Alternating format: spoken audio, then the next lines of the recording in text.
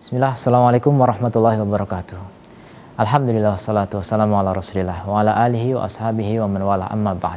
Para penuntut ilmu yang berbahagia, kita bersyukur pada Allah Ta'ala, kita melihat perkembangan yang luar biasa di negeri kita khususnya, Indonesia dan negeri tetangga juga, bagaimana kaum muslimin sekarang berbondong-bondong untuk menuntut ilmu agama. Ini kesadaran yang luar biasa, patut kita syukuri. Di sisi lain, kita juga perlu untuk sedikit menambah koreksi atau perbaikan demi kebaikan kita bersama, agar kita tidak sia-sia dalam usaha-usaha kita. Karena menuntut ilmu itu ada caranya, ada strategi. Sebagaimana ulama sudah menyusun kitab-kitab tentang bagaimana metodologi belajar dan seterusnya. Di antara metode yang ingin kita sampaikan pada kesempatan ini yaitu tentang bagaimana tadarruj dalam menuntut ilmu, ya, bertahap dalam menuntut ilmu. Pertama, kita harus klasifikasikan terlebih dahulu, ya, bahwasanya ilmu itu dibagi oleh para ulama menjadi 3 bagian. Yang pertama adalah ilmu yang disebut dengan muqaddimat. Muqaddimat itu artinya ilmu-ilmu pengantar atau pendahuluan. Ya, ini di dalamnya terdapat ilmu-ilmu usul, ya, seperti ilmu lughah, ilmu bahasa, ya, bagaimana kita harus menguasai bahasa Arab terlebih dahulu. Kalau kita benar-benar ingin mendalami agama Islam ini harus paham bahasa Arab. Ya, mustahil ada seorang ahli tafsir atau ahli hadis kemudian nggak paham bahasa Arab, ini mustahil. Dusta itu bahaya, dia hanya ngaku-ngaku. Hakikatnya tidak mungkin orang bisa menjadi ahli dalam bidang agama ini tanpa bahasa Arab. Kemudian yang kedua, ilmu tentang mustalah hadis misalnya, ini dalam ilmu hadis. Kalau orang ingin mendalami hadis harus tahu usul-usul hadis. Kemudian dalam ilmu tafsir ada usul-usulnya, kemudian dalam ilmu fikih juga ada usul fikih, dan begitu seterusnya. Segala ilmu itu ada muqaddimahnya. Tentunya ini bagi orang yang ingin memperdalam lebih jauh lagi tentang ilmu agama. Adapun bagi orang-orang yang memang dia tidak ada kesibukan, ya, tidak memiliki waktu khusus untuk mendalami agama, maka mereka cukup mempelajari ilmu yang kedua, yaitu ilmu ghayat. Ilmu yang merupakan tujuan dari penciptaan langit dan bumi, tujuan dari penciptaan jin dan manusia, tujuan dari penciptaan surga dan neraka, yaitu ilmu apa? Ilmu bagaimana kita beribadah kepada Allah Ta'ala, ilmu tentang bagaimana mengenal Allah Ta'ala. Itulah ilmu akidah dan ilmu fikih, ya. Jadi ini ilmu ghayat yang ini wajib dipelajari oleh setiap muslim dan muslimat. Kita harus tahu apa yang dihalalkan Allah dan apa yang diharamkan oleh Allah. Ini wajib dipelajari oleh semuanya. Semua kaum muslimin yang dekat dengan Rasul, talabul ilmi faridatun ala kulli muslim. Menuntut ilmu itu adalah fardu, wajib atas setiap muslim, laki dan perempuan, masuk ke dalamnya semuanya. Itu ilmu apa? Tidak semua ilmu. Nah, ini kadang ada orang yang salah dalam belajar, semua ilmu ditekuni padahal nggak wajib. Sementara yang ilmu wajib malah tidak dipelajari. Contoh misalnya ada orang belajar ilmu sejarah, dia pahami sejarah perjuangan Islam misalnya sampai detail, dia tahu tanggal-tanggalnya segala macam. Tapi ketika ditanya gimana cara wudhu yang benar, nggak tahu. Gimana sholat, apalagi.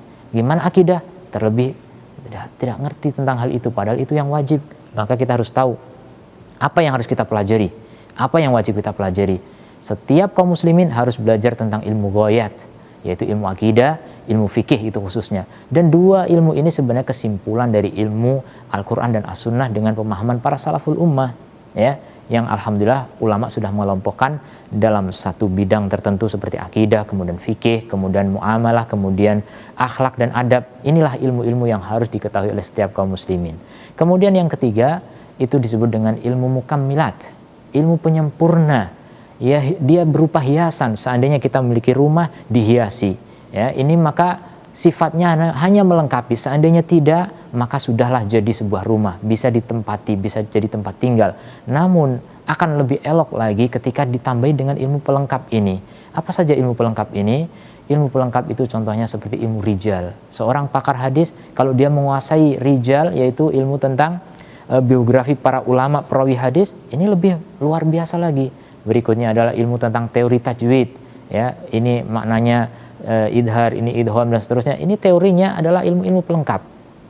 Kemudian ilmu tentang biografi para ulama secara umum, kemudian sejarah perjuangan kaum muslimin, ya, sejarah khulafa misalnya, dan lain sebagainya. Ini semuanya hanyalah pelengkap sifatnya. Maka jangan kemudian seorang menekuni bidang ini kemudian melalaikan yang lebih utama. Maka inilah skala prioritas yang harus kita utamakan.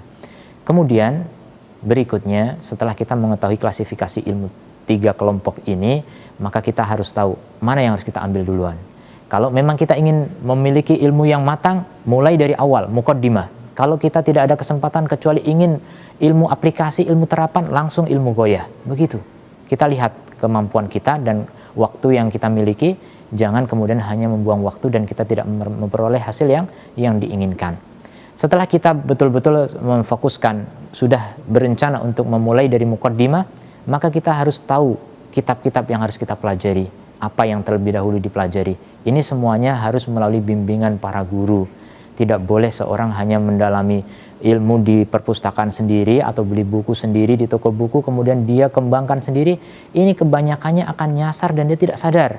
Seperti Imam Asy-Syafi'i mengatakan, man kana suyukhuhu al-kutub, atau man ya'khudul ilma min butunil kutub kana khata'uhu aktsaru min sawabihi. Maka orang yang belajar dari perut-perut kitab itu, dia kesalahannya pasti akan lebih banyak daripada kebenarannya. Ini bahayanya orang belajar tanpa bimbingan guru. Jadi nasihat terakhir yang saya sampaikan kepada para saudaraku sekalian, para penuntut ilmu yang berbahagia, dan kita pun juga masih sebagai orang yang menuntut ilmu, semoga kita dimudahkan oleh Allah semuanya untuk menuntut ilmu, maka belajarlah dari para ulama. Alhamdulillah ulama masih ada, maka sisa-sisa ulama ini jangan kita sia-siakan. Semoga Allah berikan kemudahan kepada kita sekalian untuk bisa belajar ilmu lebih tinggi lagi melalui jalur tangan para ulama. Wabillahi taufiq wal hidayah. Assalamualaikum warahmatullahi wabarakatuh.